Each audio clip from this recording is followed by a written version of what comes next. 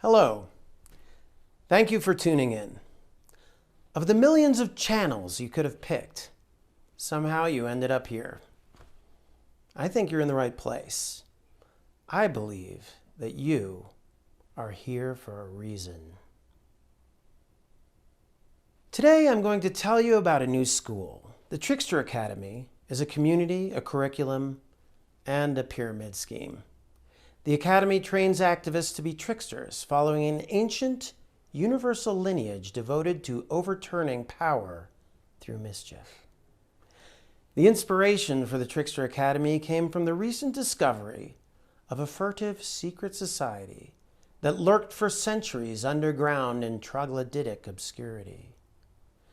The arcane Kabbalistic network celebrated the hurly-burly anarchy of disorientation and incertitude, stupefaction, perplexity, the blissful entropy of being hurled into a temporary state of conscious, reflective ignorance.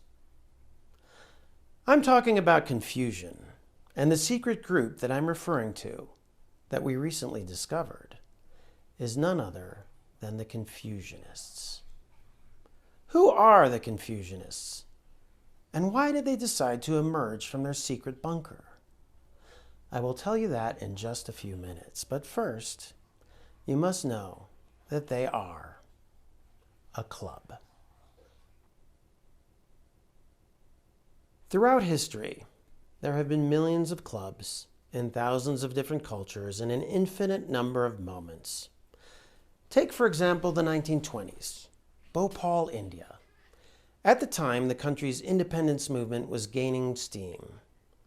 Non-cooperation activists had just completed 2 years of work slowdowns and strikes in an attempt to throw off the shackles of British Empire. This was the national context from which emerged a fabulous club in a beautiful city of lakes and shrines that stood at the very geographic center of the country. Bhopal. Bhopal had a lively writing and poetry scene that met in tea houses, street corners, and venues all over town. In the mid-1920s, some of these writers and poets created a very special club that was like a strange echo of the recent non-cooperation protests. This club would counteract the speed and violence of modernity. It was called Darat ul Kuhala, which I've been told translates into the lazies. To join the club cost but a pillow, but maintaining your membership required a dedicated, yet incredibly lethargic, slothful even, ambition. Here's how it worked in the clubhouse of the lazies. Those who were standing had to serve the seated. Sitters, like me, served those who were laying down, and so on. Very quickly, a newcomer learned to collapse in a heap upon entry, lest they should immediately have to get drinks or perform for those on the ground. But the truly experienced would lay down before entering and roll slowly into the room, slowly, as if not to be seen. The lazies of Bhopal came about 60 years before Carlo Petrini protested the opening of a McDonald's restaurant in Piazza di Spagna, Rome, giving birth to the slow food movement. A movement that praises quality over quantity, slowing things down in the face of capitalist pressures to always go faster. Recognizing that progress is a trap. And the slow food movement has spawned many clubs, even large, ambitious clubs like the World Institute of Slow, which is maybe a little too fast, even for its aspirations. So there are many clubs. Clubs, of course, can be good or bad. Like lies. Lies in and of themselves are neither good nor bad, despite what the police told you the first time they caught you shoplifting.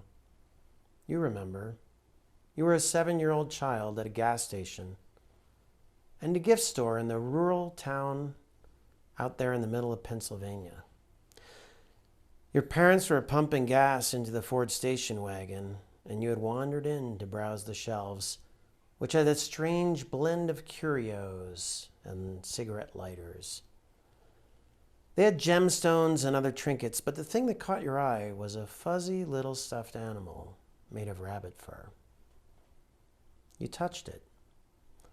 The soft comfort of this natural fur was overwhelming. You put it in your pocket.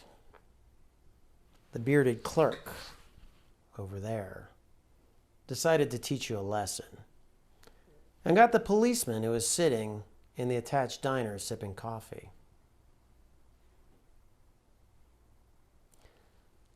The police sternly told you that what you did was very bad.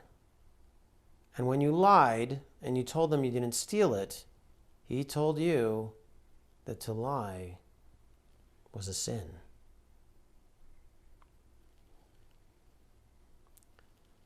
Was that policeman right? The furry fellow, as you called it, that you put in your pocket, was made of rabbit skin, from cage-born bunnies, bred only for their fur, skinned by children your own age, who worked at a slave labor orphanage in a so-called developing country that for hundreds of years had tried and failed to throw off the yoke of colonialism. Yet they remain mired in the pitiful exploitation of both rabbits and children. Was it wrong for you to steal that attractive nuisance that the store had put exactly at your height, clearly meant for you? Was it wrong for you to lie to the police? I don't know. But what I do know is that the context makes a lie good or bad, and I myself am the product of a series of lies, which I think are good. I'm sure not everyone would agree, but I can say with near 100% certainty that I only exist because of lies. The only reason I am here today is because my grandma was a liar. When I got to know her, she was already very old. She spoke in a thick Hungarian accent. Her hair was jet black and stacked up high. Her horn-rimmed glasses mirrored her pointed feet. Her toes were crumpled on top of each other from too many tight stilettos. But underneath that very fashionable disguise, Grandma was a badass. She used shape-changing disguise and what hackers today might call social engineering to save my father from the Nazis in the latter part of the Second World War. There are many stories of harrowing near-death experiences and the social engineering that got her and my father out of tight situations, life or death situations. I have my grandmother's lies to thank for my eventual existence. She, in turn, can thank others in her lineage for willing her life into existence using lies of all sorts. Before my grandmother took the name Vamos, she had the maiden name Leon. Before that, her family was called Piatigorsky, and before that, Wolf, shedding names and identities like molting snakes in order to escape persecution, to blend into the dominant culture during various purges of Jews in what is today parts of the Ukraine, Germany, Russia, and Austria-Hungary. I come from a long line of liars, and I owe them my life. You do too. Every single person who's watching this right now probably owes their life to lies. If not your own or your grandparents', then somewhere down your family tree. And beyond that, we're all tied to each other by a vast web of lies. I believe that this piece of paper here in my pocket is worth something. I'm trying to get it out. Is it a lie? In a manner of speaking, yes. This is supposed to be money, but I believe that this piece of paper is worth something. Money. It is a lie? Is it a lie? In a manner of speaking, it is.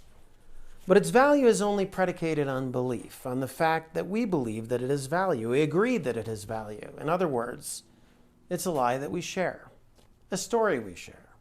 Lies and our abilities to make reality into plastic abstraction is arguably what makes it all possible for us Homo sapiens to survive. Our ability to tell stories, to agree on symbolic logics, to lie and to believe lies together.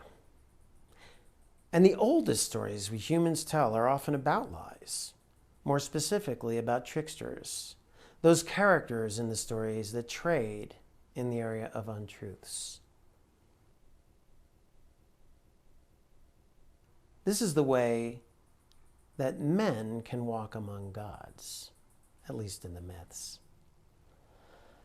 There is a club that celebrates the power of untruths for many centuries. The Confusionists were not just a club, though. They were a secret society that became obsessed with good lies. The Confusionists are a much older club than those slow food people, older than the lazies. The Confusionists go back so far that none of them could even tell me exactly how or where they began. But I can tell you how they found me. About 20 years ago, my friend Andy and I started to call ourselves the Yes Men. We needed a brand to apply to a practice that we'd developed, a practice of impersonating people in power, infiltrating their events, and using whatever means we could figure out to publicly ridicule them for abuses of power. It was great fun, and we did it a lot. We started making movies about these exploits. In fact, instead of explaining what we do, let's just have a look at a clip from one of those movies. We don't usually get arrested, but ever since the 1990s, Mike and I have been dressing up in secondhand suits and impersonating big and powerful people. Hello, this is Reggie Lamprey calling. I'm from the Yes Bush Can campaign. Hi, this is Kenneth Sprung-Spratt from the WTO. My name is Francisco Guerrero. My name is Fred. I'm from Halliburton. We weasel our way onto center stage. At least for a little while. Mr. Oswin, you're not even on the directory of HUD. You're not even listed. You don't even have a phone number. It's come to that, has it? The hoax was an elaborate one. For the first time, Dow is accepting full responsibility for the Bhopal catastrophe. Well, the prank which briefly knocked 3% off Dow shares. When the jig is up, it makes the news. It's a group of pranksters who call themselves the Yes Men. An activist group called Yes Men. It's not the way most people protest, but it's our way to say no to corporate greed. Ooh!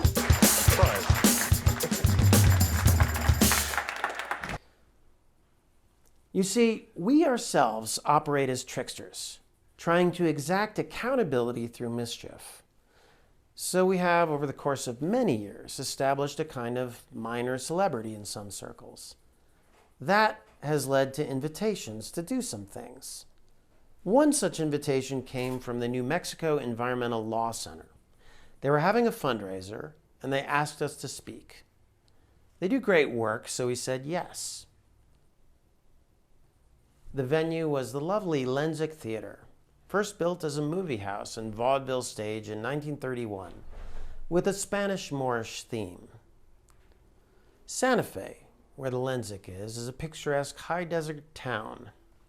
It was part of Spain for much longer than it has been part of the United States.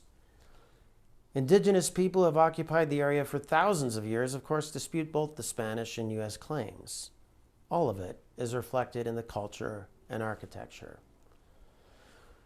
But New Mexico is also a place of many environmental woes. It's a place of Los Alamos Labs, where the atomic bomb was pretty much invented, and vast amounts of nuclear waste got dumped or released into the atmosphere over the years. The state has a history of extraction industries that have left a landscape pockmarked with oil wells, ore holes, and tailing ponds, and all that against a dropping water table and reduced natural rainfall. In some ways, it's a place on the edge of ecological meltdown. And along comes the New Mexico Environmental Law Center, a scrappy nonprofit created to push back on those problems. I'm a little embarrassed to say that they were paying us well to speak at their fundraiser. Embarrassing because it was a fundraiser. But we needed to make a living, so we took the job. Still, to reduce my feelings of guilt, I decided to help out by offering a special object for auction, a family heirloom of sorts. Remember my father? The one who had been saved from almost certain death by a liar, his mother, my grandmother? Well, he gave me something special, a family heirloom. Donald Trump had just been elected president of the United States. My father was worried about fascism, blah, blah, Hitler, etc. So he decided that his 3 children might finally need the family gold. We might need to escape just like he had. And this gold would be a little more stable than paper money in the rough and tumble of an authoritarian coup. The gold, he told me, had been hidden away during his escape from the Nazis, an escape made with just the shirts on their backs. This gold legacy was ours now, a safety net for when the same happens here. As he handed over the Ziploc plastic bag filled with little gold coins, I could see from the printing on it that it used to hold artisanal granola. And I said the word granola out loud. "It's a great bag," he said, with a mischievous smile. I just needed to rinse it out. Since he had escaped with just the shirt on his back, I thought to ask an impolite question. "How did you hide the gold?" I asked. "Very carefully," he answered, again with that glint of mischief in his eye. In Santa Fe, at the Lensic Theater, for the benefit of the New Mexico Environmental Law Center, I would auction off one of these gold coins, a 100 krona gold Franz Joseph coin from the Austro-Hungarian Empire. And I was emotional about it. I remember thinking that the gold was of little use anyway, in a world melting down from climate change caused by runaway capitalism. The work of the New Mexico Environmental Law Center was a better insurance policy for the future than a small bag of gold I might trade for some food later on. This was really the end times. So the talk happened, and Andy and I told our trickster tales. One of the stories we told was about how we impersonated Dow Chemical on the British Broadcasting Service, the BBC. Andy played Dow representative Jude Finisterra. The lead-in to this event is kind of a long story, but to make it short, Andy had put up a fake website that looked a lot like the real Dow Chemical one, and which would result in perhaps our greatest ever caper. A researcher at the BBC reached out to our fake Dow website, mistaking it for the real thing, and invited a Dow representative on television on the 20th anniversary of the Bhopal catastrophe. As you have already heard, Bhopal was once known as a cultural center, a beautiful city of lakes that were not that long ago full of clean water, a great crossroads of cultures, and a melting pot of sorts, a gem of India that under the latter days of the British colonization had been presided over by 4 generations of female begums, or princely rulers. This was the place that spawned the Lazies Club, where the speed of modernity was poetically rejected. If only the Lazies' rejection of modernity had extended to decision makers 50 years later, Bhopal may have retained that magic. But much had happened in 50 years. India had achieved independence in the wake of the Second World War. During that World War, vast stockpiles of bomb-making nitrogen, like the kind that recently leveled a good part of Beirut, had built up. Like a proper drugs dealer, the victorious nations disposed of it by distributing it as a fertilizer to increase crop yields in impoverished countries like India. This was part of the so-called Green Revolution, a plan that promised to end hunger, but also had a twisted downside.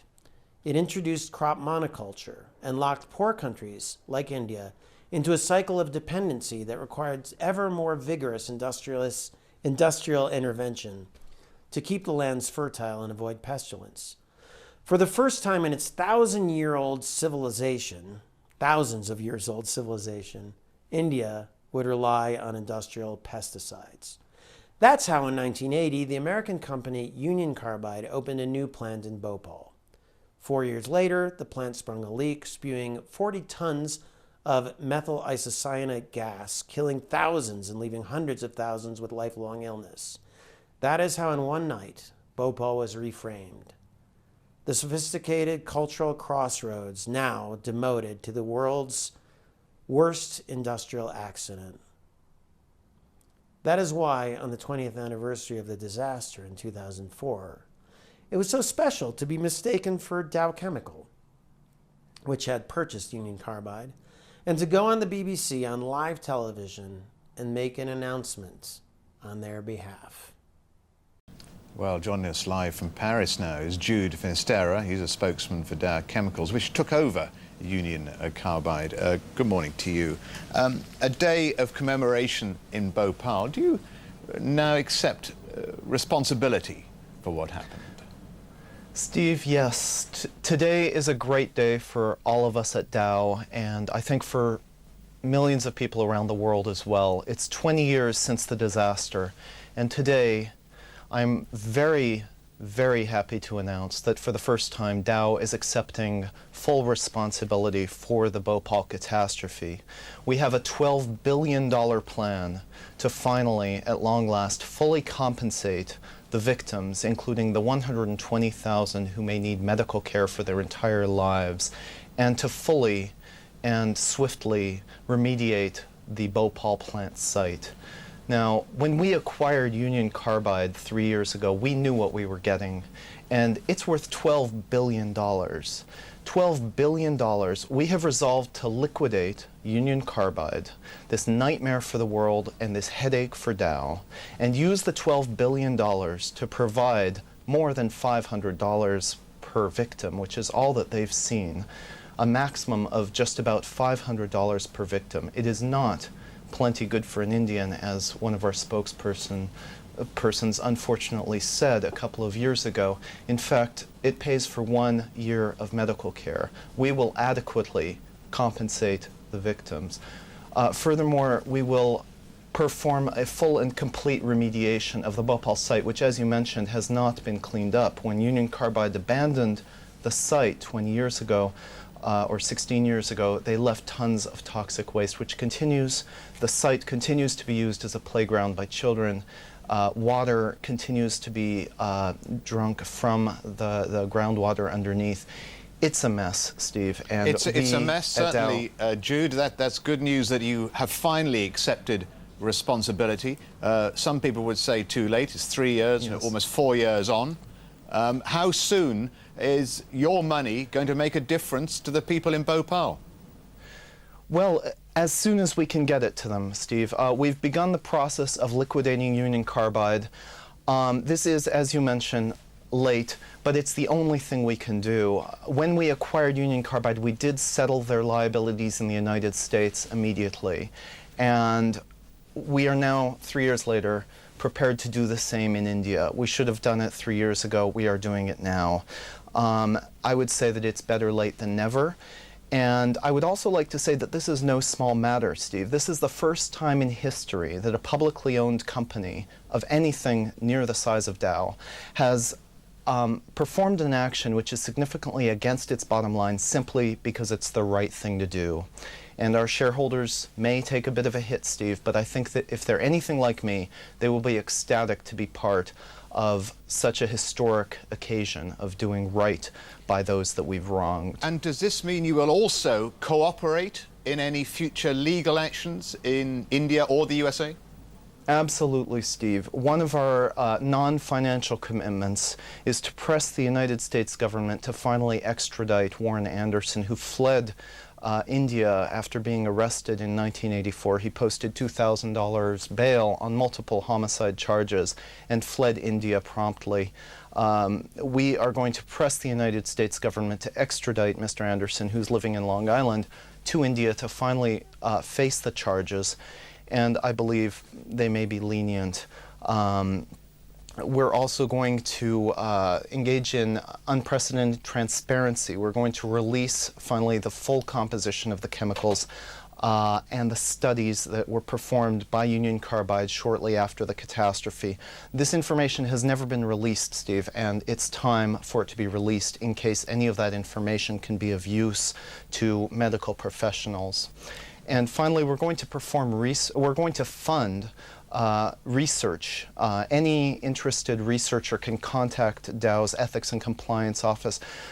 We are going to fund, with no strings attached, research into the safety of any Dow product whose safety, many competent scientists have raised significant doubts about many Dow products, and we do not want to be a company that sells products that may have long-term negative effects on the world. This is a momentous occasion, and our new CEO, Andrew Laveris, who's been our CEO for just a month, less than a month, has decided to take Dow in this unprecedented direction. Jude, we will leave it there. Thank you for joining us. Just to reiterate what Jude Finisterra, the spokesman for Dow Chemicals, has just said. He says Dow Chemicals now fully accept responsibility for the events in Bhopal 20 years ago, and they will cooperate in future legal action. Jude, by the way, is the Catholic patron saint of lost causes, and Finisterra roughly translates to end of the world. Dow Chemicals' stock price lost billions of dollars in the wake of the announcement. Unfortunately, it bounced back when the world discovered the whole thing was a hoax. So, at the Lensic Theater in Santa Fe, we showed that clip and many more of our Trickster tales to the audience in the Lensic Theater, following which we began the auction. After getting rid of some Yes Men books and memorabilia, it was time for the tearjerker, the gold coin. I explained how the coin saved Jews. I hinted at how it may have once been inside my grandma's ass. How this bit of gold from a bygone age of empire had later served as a financial lifeline to my family, and how now the best possible use of it was to raise money for the Law Center and help stave off ecological meltdown. Because a melted down planet isn't really worth living on. Why save yourself? The coin fetched a very good price. Afterwards, the old woman who purchased the coin came to the stage.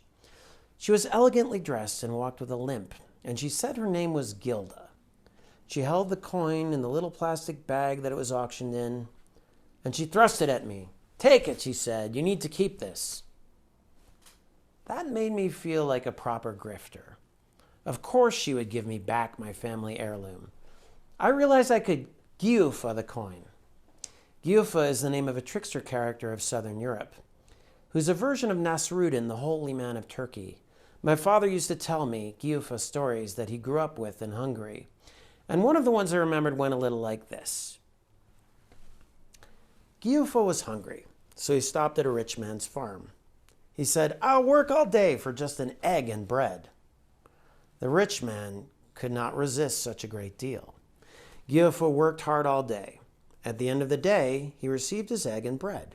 He produced a toothpick, and with each bit of bread that he bit, he pricked the toothpick into the egg and licked the tip of the toothpick. He ate loaf after loaf of bread this way, and when the wealthy landowner protested, Giufa replied, "I told you I'd work for an egg and bread." For the rest of the week, Giufa didn't work, but just lounged around eating the rich man's bread. So this coin was a gift that could just keep giving, a little bit like Giufa's bread. Since that day, I've auctioned the coin 2 more times, each time bulking up the story, each time the coin staying longer in the orifices of my ancestors.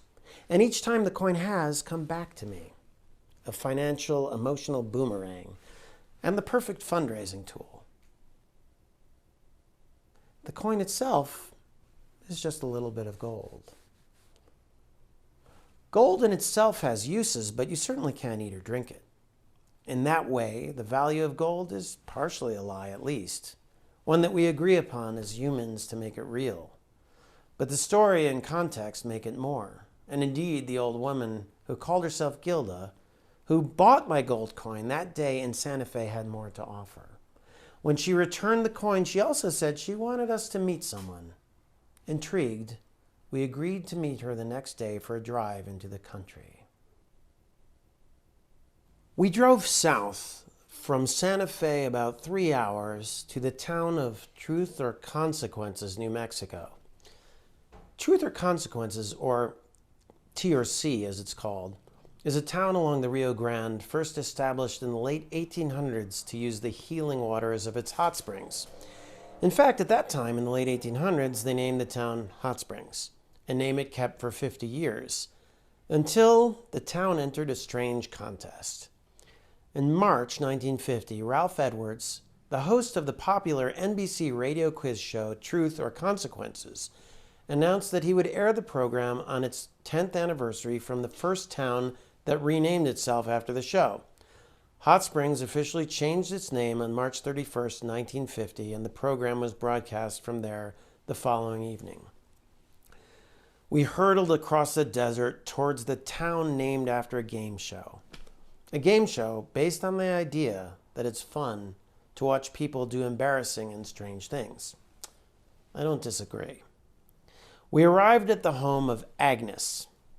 Agnes asked me not to use her real name because it turns out she had stolen something. Agnes greeted us at the small door of a small, well-kept adobe house, dripping with colorful bougainvillea. She was very old and wore her hair in 2 long gray braids, kind of an elderly Pippi Longstocking. Agnes turned out to be the child of a so-called Martian. Martian was a term adopted to describe a group of Hungarian scientists that emigrated to the USA just before the Second World War. They were Martians because they dropped into American society from afar with their strange foreign accents and a wealth of incredibly advanced scientific knowledge. Some of the Martians worked on the top secret U.S. nuclear programs at Los Alamos, where they also reproduced with humans. Agnes's father was one of those Martians. She didn't say which one, and she wanted to keep her secret. The relationship with that Martian and the relationship that the Martian had with her mother was never revealed, although undoubtedly the government knew. Everyone was watched very carefully during those years. Agnes studied anthropology and archaeology, and she became a sort of archaeological detective. Over the years, she had engineered the return of many priceless antiquities. One of the people she had been hired to spy on, she explained to me, was a man named Forrest Fenn, who had long been suspected of dealing in illicit trade and plunder of ancient objects. Fenn was a dealer who'd set up a shop in Santa Fe. Today, he's most famous for having created a contest to find a treasure he buried in the Rocky Mountains. 5 people actually died trying to find the treasure. But Agnes's interest in Fenn well predated the crazy contest. Agnes had gone undercover in Fenn's dealership to investigate the plunder of artifacts from the Four Corners area of the USA. Some of the work she was doing actually eventually contributed to an FBI seizure of illegal artifacts, including the somewhat grisly catch of human hair and shrunken heads. Fenn is a bit of a showman. The stories go that he would wear a necklace of human fingers around his neck about town, getting a rise out of sensitive locals, nephews, and nieces, way before call-out culture ever made it unfashionable. Maybe because of his flair for sensationalism, around that time, in the mid-'80s, Fenn purchased 100 paintings by Elmire de Hory. Elmire is probably the most famous art forger of all time. In the 3 decades after the Second World War, Elmire painted more than 1,000 forged post-impressionist and early modernist paintings, which were sold into museums and private collections all over the world. When his forgeries were discovered in the late 60s, he became a celebrity and even a bit of an everyman hero for having swindled the snooty high art market for decades. He was the subject of a Clifford Irving biography and an Orson Welles film called F for Fake. Now, Orson Welles is probably best known for directing the film Citizen Kane, which is still today, 70 years later, considered by many film historians to be the greatest of all time. But Welles was also known to be a trickster. When he was young, as a radio producer, he created a legendary prank with the radio adaptation of H.G. Wells' The War of the Worlds. Orson's adaptation and great innovation was to write and perform the radio play as if it was a live newscast, complete with interruptions in regular programming. The night of the broadcast, it was widely reported that listeners believed a real Martian invasion was happening in New Jersey. I say reportedly because the news may have been a bit exaggerated. Printed reports of thousands fleeing their homes were later said to be great exaggerations. In reality, fewer than 50 people were confirmed to have momentarily believed the broadcast. The original War of the Worlds book by H.G. Wells, which came about 30 years before the Lazy's Club opened its doors in Bhopal, can be read as a criticism of colonialism, with passages like this spelling it out pretty clearly. The Tasmanians were entirely swept out of existence in a war of extermination waged by European immigrants in the space of 50 years. Are we such apostles of mercy as to complain if the Martians warred in the same spirit? Orson Welles upped the ante with his radio play by blurring the boundaries between truth and fiction. Wells's confusion, his willingness to create an even better story, became an even better piece that people remembered forever. It made sense that more than 30 years later, Welles would make the film F for Fake about Dahori, Elmire. Welles delighted in the confusion that blurred the lines of reality, fact, and fiction. As such, he became a fan of Elmire, and while shooting F for Fake, spent considerable time in the company of Elmire at his home in Ibiza, in the Balearic Islands south of Spain. The Elmire paintings that Forrest Fenn bought to sell in Santa Fe were from a large stash that Elmire had allegedly pawned on Ibiza to a guy called Bill Talbot, a pawn shop owner and gambling bookkeeper. Talbot had a story that they were consigned to his shop. Talbot's story was a bit odd, and so was his selection of Elmire paintings, which didn't even seem to be the types that Elmire would normally do. But Talbot sold them to Fenn anyway, Fenn and former Texas Governor John Connally, who went in on the lot for $225,000. Connally, by the way, is not just any old Texas governor. He was also riding in the limousine when JFK was assassinated in Dallas, and he served as the U.S. Treasury Secretary under Richard Nixon. None of that history of public service stopped him from buying a trove of fake Elmire paintings and pawning them off as real. Fenn and Connally took the paintings to Santa Fe. To be clear, neither were trying to hide the fact that the paintings were forgeries, Elmire forgeries, but they did claim they were really made by Elmire the forger, which they almost certainly were not. So, Agnes, who I was with in Truth or Consequences, the antiquities detective, born of a Martian father and New Mexican mother somewhere near Los Alamos. Yes, Agnes was working undercover at Fenn's gallery when the paintings came in. She suspected that the paintings were actually not forgeries by Elmire Dahori, but were fake Elmires. And Elmire had been dead since 1976, so he couldn't contest it. But the provenance of this lot of trashy forgeries wasn't something she cared about. Rich people inventing their own market in various fictions was not of consequence to her. So she said nothing and did her job. But one thing that did catch her fancy, along with the paintings, was a small box of correspondence in which she thought could be actual documents of Elmire, some bills, materials, and correspondence. It made perfect sense that Talbot would have built the authenticity of his fake Elmires around a kernel of truth. Somehow, Talbot had gotten these letters, possibly even by picking the trash of Elmire, and then built a $225,000 ruse around it. If you have something real, it rubs off on the fakes. Agnes knew all this really well. She was a detective, after all. She pored over the documents. There were a few interesting personal letters, especially referring to Elmir's incarceration. On Ibiza, accused of passing off many millions of dollars worth of forged art, he was not prosecuted for forgery, but rather for homosexuality. He was never directly charged with forgery because the court couldn't prove that he'd ever created any forgeries on Spanish soil.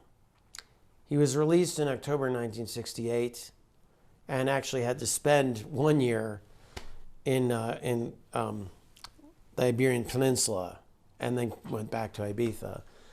But there's one thing among those letters in the box that made her heart race. That's Agnes. There was a handwritten note from Orson Welles inviting Elmir to join a club. That club was the Confusionist Society. Agnes was very curious. She wanted to know what the Confusionist Society was. Elmir had been dead since 1976, so asking him was not an option. She scoured the libraries and newspapers, figuring that this club would have to have left a footprint if it included legends like Orson Welles among its ranks. Finding nothing, she realized that she would have to find Orson Welles and ask him directly.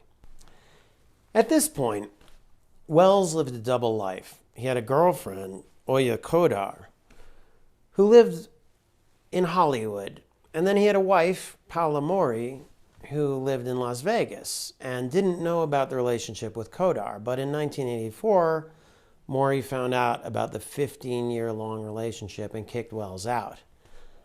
Agnes was in the right place at the right time, arriving in Hollywood just after Welles suddenly found himself there full-time and with some wiggle room due to the collapse of these distinct compartments, his double life. Agnes befriended Welles, and he was able to introduce her to a clutch of other Confusionists in Los Angeles before his death in 1985. From then on, it became Agnes's obsession to learn as much as possible about Confusionism.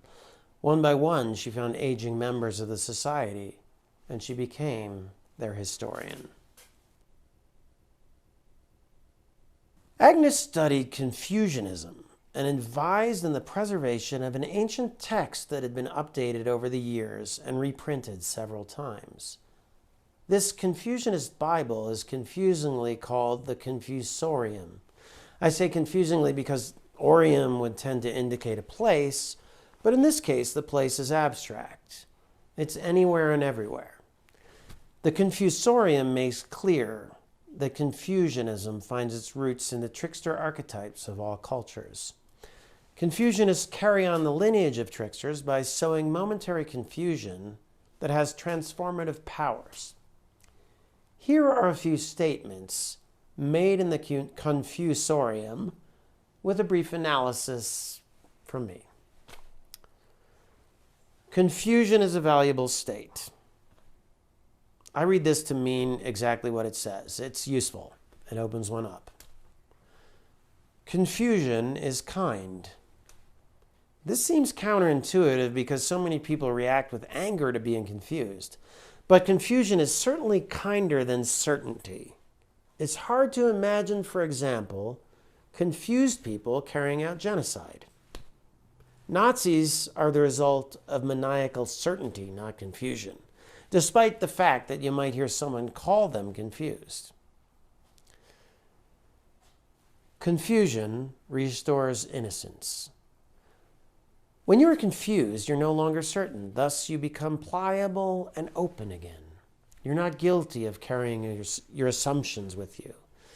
To build on the last example, if I'm going to meet a Nazi, I'd prefer to meet a confused Nazi, like the one in Taika Waititi's brilliant film Jojo Rabbit. That movie was, in a sense, all about confusion. Confusion messes with the divine. Many of the trickster tales of different cultures are actually about how humans came to be on planet Earth. As a trickster, one gets to engage in creation and mess with the order of things without even having the power of gods. We can, of course, extend this to messing with our gods of capitalism, the business elite, and the kleptocratic class. and they are our gods. So many people believe in them. I have a little story about that. I don't know if I should tell it, though. I've been going on for so long. A few years ago, I was asked to give a commencement speech at Reed College, where I'd graduated 25 years earlier. The most famous student ever to attend Reed is probably Apple founder Steve Jobs. In my graduation speech, I talked about how Steve Jobs had coined a famous, if a bit myopic, quote when he told the graduating students at Stanford to do what you love. I'm not kidding. Google those words. They're Steve Jobs' words of wisdom. But now it was 2014, and the graduates I was speaking to were inheriting a total mess of a planet. They were the first graduates of the Anthropocene. They might have to forego doing what they love in order to save the planet, I told them. And I updated the Jobs quote to say, do what you must. This is the Reed College commencement of 2014, and I am the commencement speaker. I'm going to announce that Reed College is divesting from fossil fuels. The Board of Trustees decided just last week that they were not divesting from fossil fuels. So this is going to be a complete shock to the president, to them, and we'll see how it goes. I'm a little nervous. This morning, I had breakfast with President Kroger, and over a scone and a cup of coffee, I was very pleased to learn that the Board of Trustees of Reed College has just now decided to divest the school's $500 million endowment.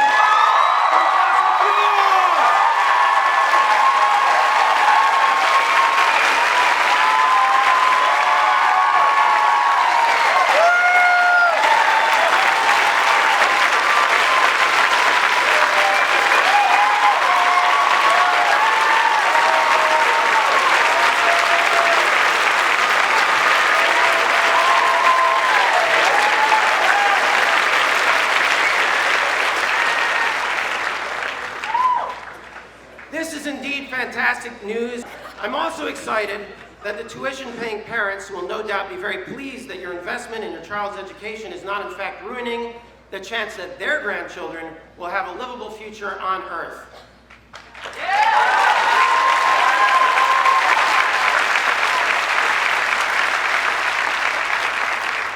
But this is even more exciting. Stanford said they're getting out of coal. Reed is getting out of coal and heavy oil. But what they're doing with the money is what's most interesting. They're pulling the money from those industries and they're reinvesting it in community-owned renewable energy projects.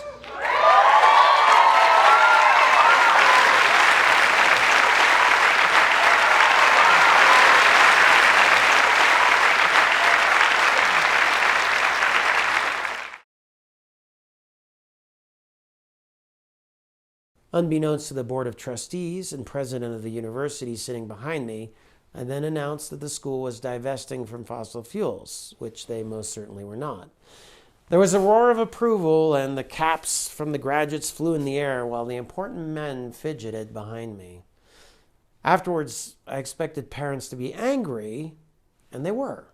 But weirdly, not about the fake announcement ruining the ceremony. They were angry that I had poked fun at Steve Jobs, who it turns out was their god.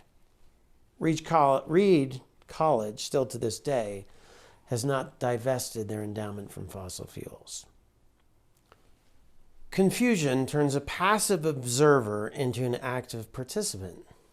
This one reminds me of the earlier one, Confusion Restores Innocence. When you're confused, you're no longer certain. Thus, you become pliable and open again. You're not guilty of carrying your assumptions. It allows meaning to be constructed in the head of the viewer or the listener instead of being sort of foisted upon them. Confusion brings back the splendor of uncertainty. I think I'll just leave that statement as is.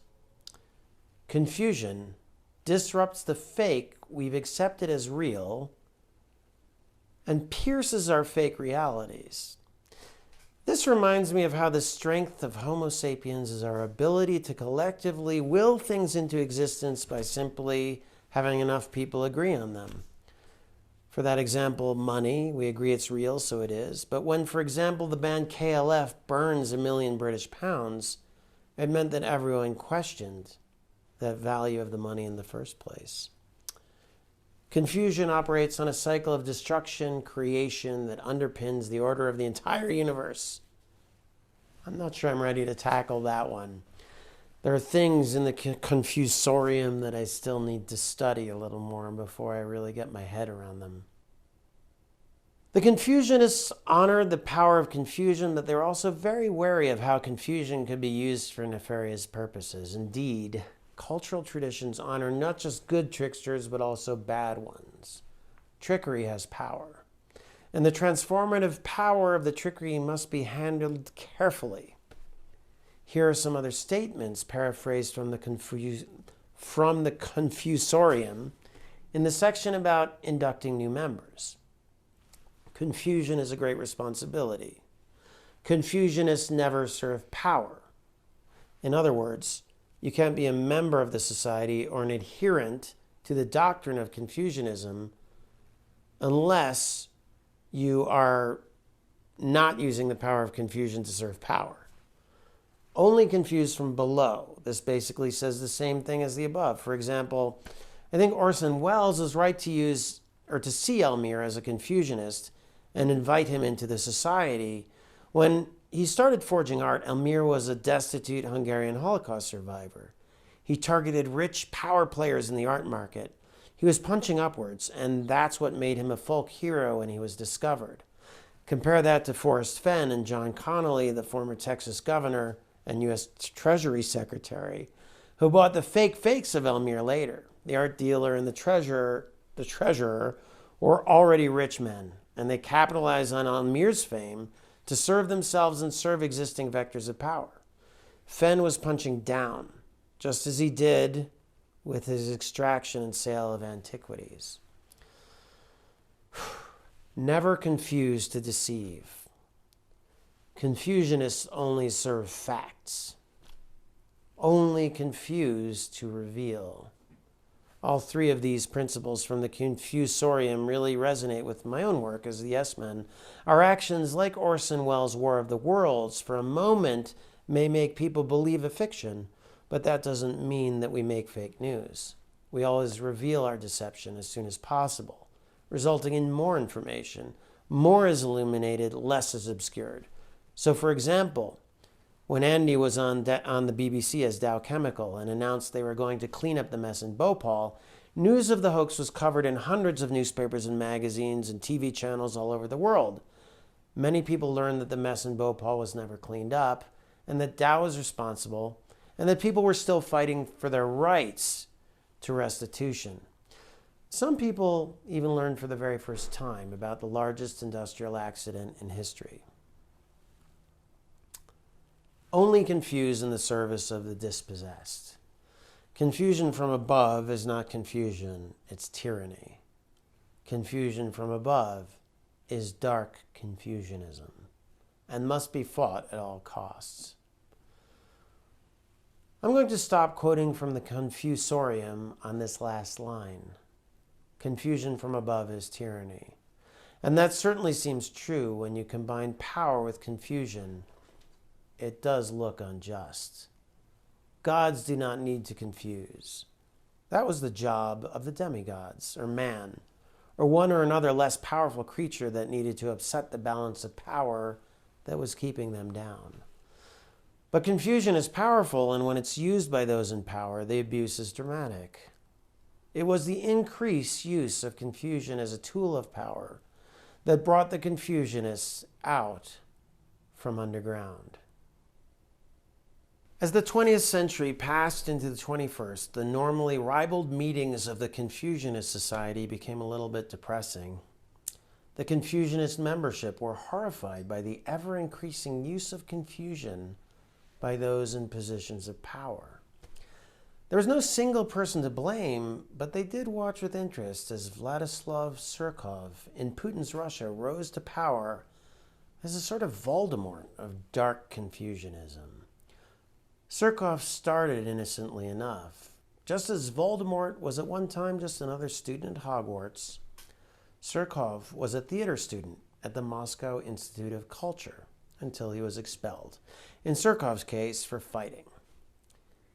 There's a lesson in this at art academies. Don't expel students just because they're bad at art, because failed artists make Hitlers and Zurkovs and Bannons. But that's an aside. Surkov was out of theater school, but he was still consorting with performance artists whose confusing antics kept him inspired and created a nutritive matrix from which he could grow a theory of dark Confusionism. Before going fully to the dark side, Surkov hung out with artists who later became vocal Putin critics, like the gender-shifting Vladislav Mamyshev-Monroe, who was known as a sort of RuPaul of Russia.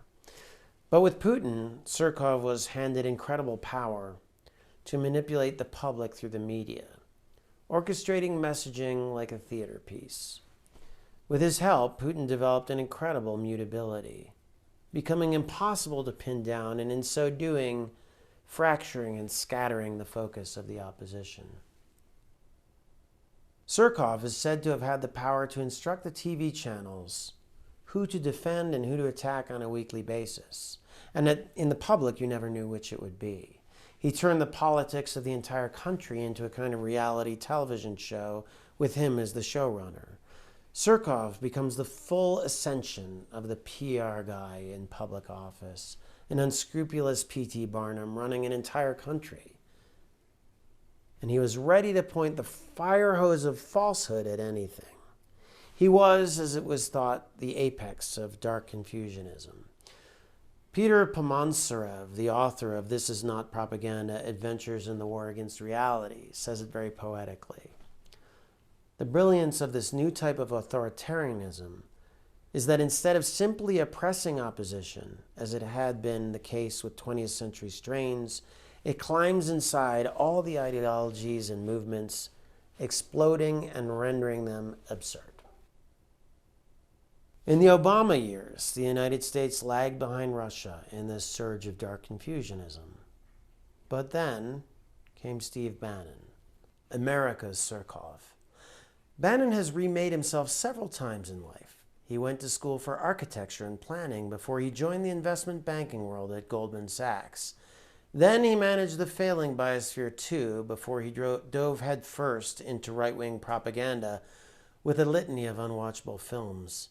But his crowning achievement was helping to found the Breitbart website, which, after the site's namesake Breitbart's death in 2012, Bannon fashioned into the so-called platform of the alt-right. When Bannon teamed up with the Trump campaign, it was a tipping point for the ascension of dark Confusionism. They had the will to use confusion to serve power and showed scorn for people below them. And they also had powerful new online tools for bypassing the traditional media and siloing people into groups that allowed them to feel totally free while at the same time being manipulated at a scale never thought possible. The kind of power over people's minds was unprecedented. I think it's safe to say that if World War II Nazi propaganda minister Joseph Goebbels would cream his pants at the thought of how effective a tool social media platforms could be, the Cambridge Analytica scandal only revealed the depths of it. But like with nuclear fission, the genie was out of the bottle already. And since the Trump election in 2016, global efforts to stuff that shit back in have failed. As this happened, fascist governments masquerading as democracies had begun to use Surkov's playbook all over the world, leveraging mass confusion to undermine the entire ecosystem of rational thought and its relationship to self-governance. It is no longer a battle of propaganda because the discernible sides of the issues have broken down. It's a willful confusion, a dark confusion that ties into a dark ecology, an inverted graph, where as we get closer to what appears to be an end for civilization, the appetite for confusion increases. The engine of reason that has pulled this train called civilization forward into the future for a few hundred years has been decoupled from the train. Reason has been discarded. So that is why, that day in 2016, Agnes brought us to Truth or Consequences and revealed the details of the Confusionist Society. Because the secret society was ready to spill the beans. The Confusionists were like an aging group of benevolent witches and wizards who were trying to fight off a much more powerful Voldemort. They needed some young blood, some Hermiones, Rons, and Harrys to help. So now the Confusionists are transforming from a secret society into a movement, inviting new members to confront the increasing abuse of confusion by those in power all over the world. The Confusionist movement vows to use the power of confusion only from below, only to reveal, only to confuse, only to topple the forces that seek to subjugate. For our part, we started the Trickster Academy. We hope to train many in the art of Confusionism, using deception to expose deception. Part of the problem of that Second World War is that the Nazis were not confused. They were certain, and that certainty is fundamentalism. It's a fundamentalism that made it worth waging war on the world and exterminating others. It's that certainty that led the Martians of Hungary to escape and make a nuclear weapon in the high desert of New Mexico, which some of them, like Edward Teller, then pursued with even more maniacal certainty. If only he'd been a little more confused. On the other side of that certainty is the art of Confusionism, the good lies that allow people like my grandmother to escape with my grandfather and a handful of gold coins in their ass from a bygone empire. The art that led Hungarian forger Elmir Dahori, another Jew who escaped death, to create his elaborate and confusing mirror world. And one that led Orson Welles to delight in a radio play that people took as real. It was that good confusion that led the lazies of Bhopal almost a century later and led us Yes Men to impersonating Dow Chemical for their atrocities. We hope that the forces of light, of love, can embrace Confusionism. Many of us mistake the puritanical fundamentalism of truth for salvation. But what is it in the face of the awesome storytelling power of new hyper-weaponized fake news? We all know that stories win. Fictions triumph over reality. So let's tell some good stories now. The earth literally depends on it.